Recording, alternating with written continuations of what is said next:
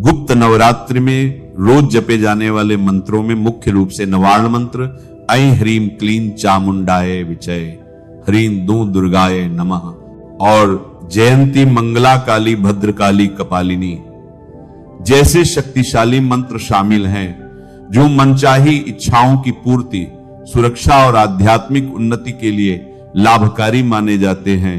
खासकर 10 महाविद्याओं और मां दुर्गा के गुप्त रूपों की आराधना के लिए है। अगर आपके घर में भी अशांति है, परिवार का कोई सदस्य गलत मार्ग पर चल रहा है या आप माता रानी की सच्ची कृपा पाना चाहते हैं, तो गुप्त नवरात्रि की यह कथा अंत तक अवश्य सुनिए। आज मैं आपके लिए यही कथा लेकर आया हूं। यह कथा गुप्त नवरात्रि के लिए माता के उन रहस्यमयी रूपों और महाविद्याओं की आराधना के प्रेरक सत्यांग से जुड़ी हुई है। इसे श्रद्धा से 9 दिन रोज सुनिए और अपने हृदय में समर्पण जगाइए। ये कथा केवल एक घटना नहीं है, ये उस अनदेखी करुणा की कहानी है जो सनातन धर्म के हृदय में धड़कती रहती है। ये कथा उस अनमोल रहस्य की है जिससे मानव का जीवन बदल सकता है। प्रेम, श्रद्धा और सच्ची साधना की शक्ति से आज मैं आपको वह कथा सुनाऊंगा जिसको सुनकर दिल में विश्वास जाग उठेगा और लगता है कि भक्ति ही सबसे बड़ा उपचार है। एक समय की बात है, समय के वही दिन जब ऋषियों का वसुधा पर बड़ा प्रभाव था। जब जंगलों में तपस्वियों की माला की गूंज सुनने को मिलती थी और नगरों में भी विद्वान लोग धर्म के मार्ग पर चलते थे, उस समय श्रृंगी ऋषि नाम के एक महापुरुष अपने सानिध्य में भक्तों को ध्यान, उपदेश और शांति बांटने हेतु एक नगर में पहुंचे। उनके चेहरे पर वे गुण थे जो उस चरणों के सम्मुख सारा विश्व शांत कर देते थे। करुणा, क्षमाशीलता और ज्ञान का वह तेज। वे जैसे ही नगर के प्रमुख स्थल पर ठहरे, वहां भक्तों का जमावड़ा हो गया। हर कोई उनके मुख से दर्शन चाहता, उनका आशीर्वाद लेना चाहता था। भीड़ में कई प्रकार के लोग थे, सज्जन, साधक, दुखी, आशावान। और उसी भीड़ में एक स्त्री आई। वह न तो महात्माओं जैसी दीदी थी, न समृद्ध कुछ विशेष, पर उसकी आंखों में दुख का अटल सागर छलक रहा था। उसका हृदय बोझ से दबा हुआ था। माथे पर चिंता की लकीरें गहरी थीं, पर उसके शब्दों में जो अनुरोध झलकता था, वह श्रद्धा और निवेदन से भरा था। ऋषि के चरणों में गिरकर कहने लगी, हे मुनिवर, मेरे जीवन का दुख इतना बढ़ गया है कि मैं अपने घर में धर्म के काम ठीक से नहीं कर पाती। मेरा पति पापों में डूबा हुआ है। मांसाहार, मदिरा, जुआ, छल कपट सब में उलझा रहता है। वह दान को भी अपने हाथ में नहीं देता, पूजा पाठ में मेरा साथ नहीं देता और घर का वातावरण उग्र हो चला है। मैं तो सदैव माता दुर्गा की भक्त रही, पर घर की स्थिति से मेरा मन टूटा जा रहा है। कृपया बताइए मैं क्या करूं? मैं अपनी शक्ति से अपने परिवार को धर्म के पथ पर लाना चाहती हूं। श्रृंगी ऋषि ने उसकी बात बड़े ध्यान से सुनी। उसकी आंखों की झज्जर में जो विनम्रता थी, ऋषि के हृदय में भी उसी के प्रति ममतामय करुणा जाग उठी। ऋषि ने उस स्त्री का हाथ थामकर कहा, हे पुत्री, तेरे हृदय में जो दर्द है वह श्रद्धा की आग है। वही आग तुझे जीवन का नया मार्ग दिखाएगी। तुम माता का नाम रखकर जो साधना करोगी, वही तुम्हारे और तुम्हारे परिवार के जीवन को परिवर्तन करेगी। पर यह साधना किसी दिखावे की चीज नहीं, ये एक गुप्त, अंतर्मुखी और पूर्ण समर्पण की साधना है। यह साधना गुप्त नवरात्रियों में होगी। स्त्री ने आश्चर्य से पूछा, गुप्त नवरात्रि वो क्या है?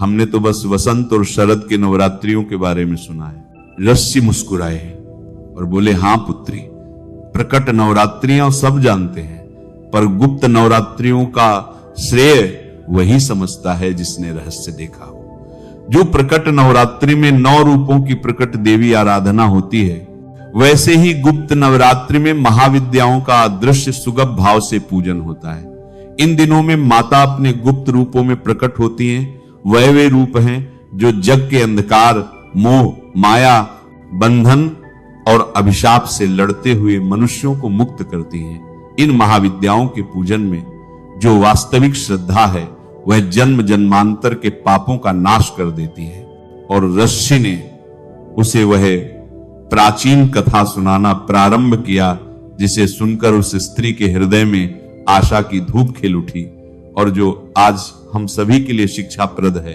श्रुति, स्मृति और पुराणों की परंपरा अनुसार आज की कथा उस महान घटना से जुड़ी है जब सती और शिव का विवाह हुआ था, पर यह विवाह सबको प्रिय न था। प्रजापति दक्ष, सती के पिता, ने शिव को वह प्रतिष्ठा नहीं दी जिस प्रकार उनके कुल और हित में समझा जाता था।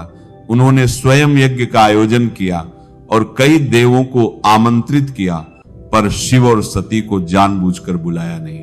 जब सती को यह अपमान पता चला तो भरी श्रद्धा और व्याकुलता में उन्होंने पिता के समक्ष उपस्थित होकर यज्ञ में जाने की इच्छा जताई, पर शिव ने उन्हें रोकना चाहा। कहने लगे, हे सती, मैं तेरा पति हूं, मैं तेरी रक्षा करूंगा। पर सती का मन अटल था। अंततः सती ने अपने ही शरीर को अग्नि में समर्पित कर दिया। यह घटना संपूर्ण ब्रह्मांड में एक भयंकर गति लाई। सृष्टि का संतुलन अचिंतित हुआ, परंतु यही दुख और त्याग नया आरंभ भी लेकर आया। सती के इस महात्याग के बाद माता ने न केवल अपने शाश्वत स्वरूप को पुनः स्थापित किया, वरन अपने भीतर के अनेक दिव्य रूपों का उद्भव किया। गुहे, गंभीर, भयंकर और कृपालु, जो बाद में महाविद्याएं के नाम से विख्यात हुई। ये 10 महाविद्याएं थी, महातीर्थों का संयोग, जिनमें प्रत्येक का अपना स्वरूप, अपना आचार और अपनी शक्ति थी। इनका उद्देश्य था संसार के कलेशों का निर्मूलन, अज्ञान के वासनाओं का नाश और भक्तों के उद्धार का मार्ग खोलना। श्रृंगी ऋषि ने विस्तार से कहा, ये 10 महाविद्याएं केवल देवी नहीं, वे सृष्टि की विभिन्न शक्तियां हैं। काल परिवर्तन, विवेक, संयम, विच्छेदन और समर्पण की शक्ति। जहां पर साधक की श्रद्धा स्वच्छ और समर्पित होती है, वहां ये महाविद्याएं अवतरित होकर मार्गदर्शन करती हैं। यही कारण है कि इनका पूजन गुप्त होकर करने से अत्यधिक फल मिलता है। साधक को यहां भोर का शुद्ध समय चाहिए, मन का सत्य और समर्पण की अग्नि चाहिए। बरान को समर्पण का पूजन की बात स्त्री ने आग्रह से कहा, हे मुनिवर, कृपा करके बताइए ये महाविद्याएं कौन कौन हैं और इनकी साधना से क्या फल मिलता है। मेरा पति अत्यंत पापी है, क्या ऐसी साधना उससे मोक्ष ला सकती है? ऋषि ने उसके चेहरे पर उभरती हुई आशा को देखा और धीरे से मुस्कुराते हुए कहा, पुत्री सुनो ध्यान से, मैं तुम्हें वह मार्ग बताता हूं, परंतु ध्यान रहे यह विधि दिखावे की नहीं, यह समर्पण की परीक्षा है। ये साधना तुम्हारे आत्मा की शुद्धि से जुड़ी है, न कि केवल कर्मकांड से। फिर भी मैं तुम्हें महाविद्याओं का संक्षेप बताऊंगा ताकि तुम्हें श्रद्धा का आधार मिले। उन्होंने कहा, पहली महाविद्या है काली, जो समय और परिवर्तन की आदि शक्ति है। काली का पत्र पाठी देखकर साधक अपने भय से मुक्त होता है। काली उस बंधन को काट देती है जो पाप और अभिमान से बना होता है। दूसरी महाविद्या तारा रानी है, ये बुद्धि को तेज देती है, रचनात्मकता और विवेक का उजास फैलाती है। तीव्र बुद्धि जिनको चाहिए वे तारा रानी का नाम जपें। तीसरी त्रिपुर सुंदरी है, ये रूप मधुरता और श्री स्वरूप की देवी हैं। वे उस कार्य को सिद्ध कराती हैं जो बाधा से बाधित हो। चौथी भुवनेश्वरी है, ये समस्त लोगों की अधिष्ठात्री हैं, जिनकी कृपा से संसारिक इच्छाएं स्वस्थ रूप से पूर्ण होती हैं। पांचवी छिन्न मस्तिका, जिसका स्वरूप आश्चर्यजनक है, वह सब बंधनों को अपने शस्त्र से काट देती हैं। उनके पास समर्पण का गहन रहस्य है और वे रोगों, क्लेशों और अशुद्धियों का नाश करती हैं। लिश्य बोले, छठी त्रिपुर भैरवी हैं, ये भय और भय की जड़ को नष्ट करती हैं। विवाह योग्य कार्यों में विघ्न हो तो इनकी साधना उपयोगी होती है। सातवीं धूमावती, इनके पास विकृत, जटिल, अस्पष्ट समस्याओं का समाधान है। वे तंत्र मंत्र, टोना टोटके और बुरी दृष्टि के प्रभावों से रक्षा करती हैं।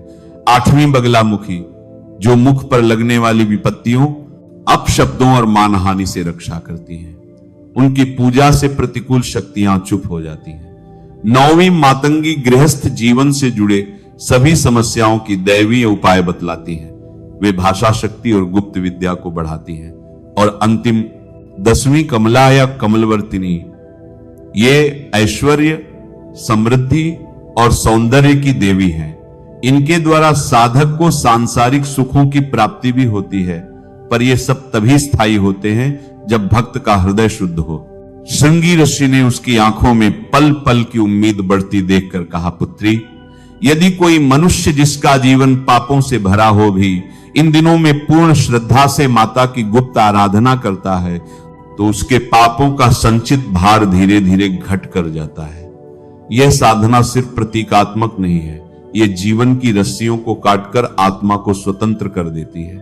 पर यह कहने पर कि सब आसान है, मैं नहीं कहूंगा साधना कठिन है, पर फल अपार है। उस स्त्री ने घर लौटी तो वो उन रस्सी की बातें अपने मन में घर घर कर ले गई। उसने सादा हृदय से गुप्त नवरात्रि की तैयारी की।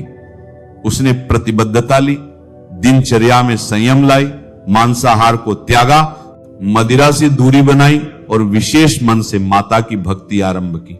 उसने प्रतिदिन एकांत में बैठकर माता का स्मरण किया और रस्सी द्वारा बताए हुए उपायों को हृदय से अपना लिया। यहां कथा का वह भाग जो हमें चिराश्चर्यचकित कर देता है। जैसे जैसे उसने नवरात्रि का अनुष्ठान किया, धीरे धीरे उसके घर का वातावरण बदलने लगा। पहले तो एक सूक्ष्म शांति आई। लोग कहते हैं कि शांति का आगमन पहले घर के कोनों में बैठ जाती है, फिर वह दीवारों से बहकर मन में उतर जाती है। उसके पति के व्यवहार में स्थिरता आने लगी, क्रोध में कमी आई, जुआ खेलने की प्रवृत्ति कम हुई और एक दिन उसने अपनी गलती मानकर पत्नी से क्षमा मांगी। यह केवल एक चमत्कार नहीं था, यह उस स्त्री की अटल श्रद्धा और गुप्त नवरात्रि के प्रभाव का प्रत्यक्ष फल था। यहां से हमें एक महत्वपूर्ण शिक्षा मिलती है। सनातन धर्म की परंपरा केवल कर्मकांड तक सीमित नहीं है, वह मन, हृदय और चेतना का भी इलाज है। जब श्रद्धा और साधना एक हो जाती है तो वह व्यक्ति परिवार, कुल तक का परिवर्तक बन जाती है। अब आइए मैं आपको गुप्त नवरात्रि के पूजन का गूढ़ रूप बतलाऊं, लेकिन याद रखिए यह उपदेश है, न कि केवल रूढ़िवादी नियमों का संग्रह। सच्चा नियम वही है जो हृदय को शुद्ध करे। पहले दिन घट स्थापना की जाती है। इसका अर्थ है एक पवित्र पात्र तैयार करना जिसमें 7 प्रकार के अनाज, आम के पत्ते और ऊपर नारियल रखा जाता है। यह घट जीवन धारा का प्रतीक है जिसमें समस्त प्रकृति का पाठ संयोजित होता है। घट की स्थापना के बाद अखंड ज्योत प्रज्वलित किया जाता है। यह दीप घर के अंधकार को दूर कर सत्यम ज्ञान की ज्योति फैलाता है। पूजा की विधि रात्रि में विशेष रूप से गहन होती है। माता की ऊर्जा रात के अंधेरे में गूढ़ विधि से प्रवाहित होती है। हर दिन एक एक महाविद्या की आराधना होती है। पहले दिन माता काली की आराधना से शुरुआत होती है। काली अशुभता, रोग, अकाल मृत्यु से रक्षा करती है।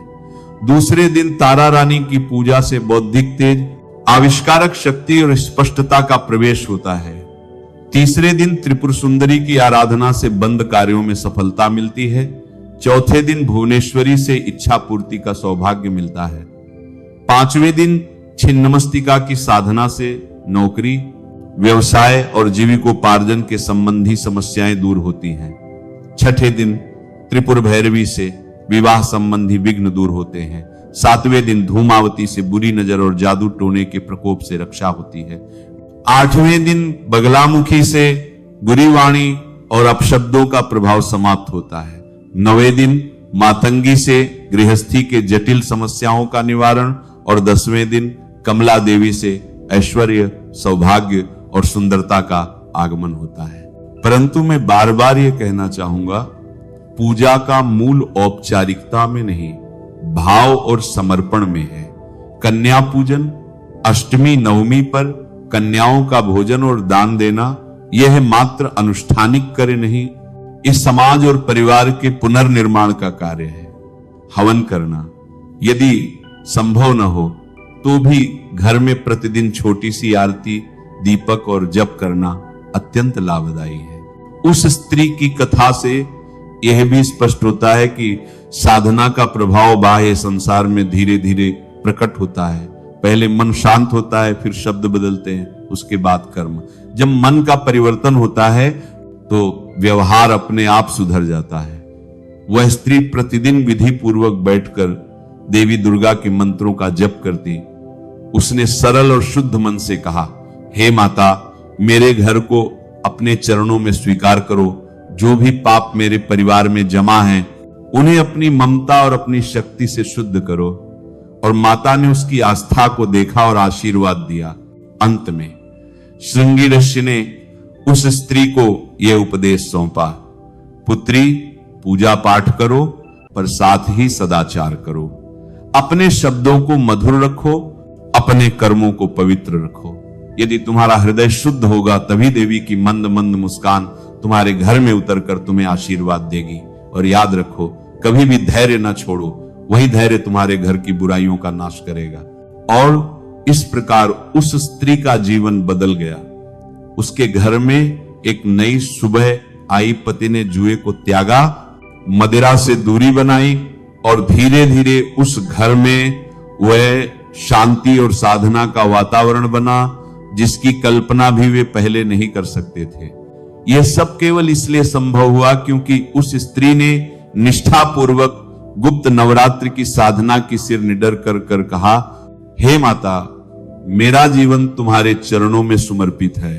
यही सनातन धर्म का उद्देश्य है, आत्मा का विकास, समाज की श्रेष्ठता और संसार में न्याय धर्म की स्थापना। गुप्त नवरात्रि प्रतिपदा तिथि से प्रारंभ होती है, शुक्ल पक्ष की तिथि से। प्रतिपदा तिथि का प्रारंभ हो रहा है 19 जनवरी 2026 को सुबह 1:21 पर और प्रतिपदा तिथि का समापन हो रहा है 20 जनवरी 2026 को सुबह 2:14 पर। तो सूर्योदय कालीन तिथि के अनुसार 19 जनवरी 2026 सोमवार से गुप्त नवरात्रि का प्रारंभ होगा। नवरात्रि के पहले दिन मां शैलपुत्री की पूजा की जाती है, कलश की स्थापना करते हैं। तो विधि विधान से कलश की स्थापना करके पूजा का प्रारंभ हम करेंगे। 19 जनवरी 2026 से 20 जनवरी को द्वितीया तिथि है। इस दिन मां ब्रह्मचारिणी की पूजा करेंगे। नवरात्रि की तृतीया तिथि 21 जनवरी बुधवार के दिन है और इस दिन हम मां चंद्रघंटा की पूजा करेंगे। नवरात्रि का चौथा दिन 22 जनवरी 2026 गुरुवार को है और इस दिन मां कूष्मांडा की पूजा हम करेंगे। गुप्त नवरात्रि के 5वें दिन मां स्कंद माता की पूजा की जाती है। तो 23 जनवरी 2026 को मां स्कंद माता की पूजा करेंगे और इसी दिन बसंत पंचमी का पावन पर्व भी है। गुप्त नवरात्रि की षष्ठी तिथि 24 जनवरी 2026 को है। इस दिन मां कात्यायनी की पूजा करेंगे। नवरात्रि के 7वें दिन सप्तमी तिथि अर्थात रविवार 25 जनवरी को मां दुर्गा के 7वें स्वरूप मां कालरात्रि की पूजा करेंगे। नवरात्रि की अष्टमी तिथि 26 जनवरी सोमवार को है। तो सोमवारी दुर्गा अष्टमी का शुभ संयोग भी आपको प्राप्त होगा और इस दिन हम मां महागौरी की आराधना करेंगे। गुप्त नवरात्रि की नवमी तिथि हमें मंगलवार 27 जनवरी 2026 को प्राप्त हो रही है। इस दिन मां सिद्धिदात्री की पूजा करेंगे। कन्या पूजन, हवन इत्यादि सभी कार्य 27 जनवरी 2026 मंगलवार को ही किए जाएंगे। जो भक्त नवरात्रि का व्रत धारण करेंगे उन्हें व्रत का पारण दशमी तिथि पर करना है अर्थात बुधवार 28 जनवरी 2026 को। इस प्रकार नवरात्रि का प्रारंभ 19 जनवरी 2026 को होगा और इसका समापन 27 जनवरी नवमी तिथि पर होगा। दशमी तिथि को व्रत का पारण किया जाएगा। जो भक्त व्रत करेंगे उनके लिए 28 जनवरी व्रत के पारण का दिन होगा। वैसे आप चाहें तो 27 जनवरी को भी कन्या पूजन, हवन इत्यादि करने के बाद व्रत का पारण कर सकते हैं। कलश स्थापना का शुभ मुहूर्त, नवरात्रि के पहले दिन कलश की स्थापना करनी है। तो शुभ मुहूर्त इस प्रकार है। कलश की स्थापना आप सुबह सूर्योदय के बाद सुबह 7:14 से सुबह 8:34 तक कर सकते हैं। सुबह 8:34 से राहु काल प्रारंभ हो जाएगा और राहु काल में कोई भी शुभ कार्य नहीं किया जाता। इसलिए यदि आप सुबह कलश स्थापना करना चाहते हैं तो सूर्योदय से पहले सारी तैयारी करके रखें और सुबह 7:14 से 8:34 के बीच कलश की स्थापना कर लें। यदि किसी कारणवश इस समय में कलश की स्थापना नहीं कर पाते हैं तो आप अभिजीत मुहूर्त में कलश की स्थापना कर सकते हैं। अभिजीत मुहूर्त का समय है दोपहर 12:11 से दोपहर 12:53 तक। इस समय में भी आप विधि विधान से कलश की स्थापना कर सकते हैं। कलश की स्थापना नहीं करते हैं, किसी भी कारणवश अगर आप कलश की स्थापना नहीं कर रहे हैं तो भी आपको प्रतिदिन पूजा अवश्य करना है। मतलब सुबह और शाम आप पूजा कीजिए, भोग लगाइए, माता रानी को आरती कीजिए, मंत्रों का जप जरूर कीजिए और उपाय आप कर सकते हैं। चाहे फिर आप कलश की स्थापना नहीं भी करते हैं तो भी आप सभी उपाय कर सकते हैं। नमः शिवाय। श्री महालक्ष्मी नमः।